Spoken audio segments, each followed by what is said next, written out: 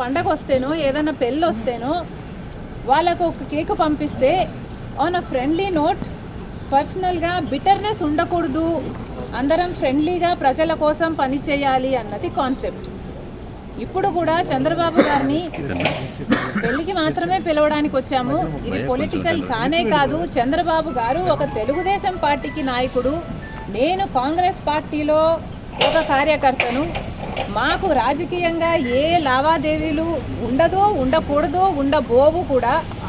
రాజశేఖర రెడ్డి గారు కూడా తన సొంత పిల్లల పెళ్లిళ్ళకు కూడా చంద్రబాబు గారిని ఇన్వైట్ చేయడం జరిగింది. చంద్రబాబు గారు కూడా రావటం జరిగింది, మమ్మల్ని ఆశీర్వదించడం జరిగింది. ఇదేమీ వింత కాదు, విచిత్రం కాదు. సో దీన్ని ఒక ఫ్రెండ్లీ ఎన్వైరన్మెంట్తో చూస్తే అందరికీ కాంగ్రెస్ పార్టీలో మనం పెట్టుకున్న తర్వాత కాంగ్రెస్ పార్టీ ఏ బాధ్యతలు అప్పగించినా ఆ బాధ్యతలు నేను నమ్మకంగా చేస్తానని ఆ రోజు చెప్పాను, ఈ రోజు చెప్పాను. మేడం ఫ్రెండ్లీ రాజకీయాలు మేడం మీరు ఫ్రెండ్లీ రాజకీయాలు కోరుతున్నారు. ఇప్పుడు అంతా ఫ్రెండ్లీ రాజకీయం ఉందా మేడం? ఒకవైపు మీ సోదరుడితో చంద్రబాబు నాయుడుకి వైరం ఉంది, మీరేమో రాజకీయాలు అలా ఉండకూడదు అంటున్నారు. ఎట్లా మేడం? Not condoning anything.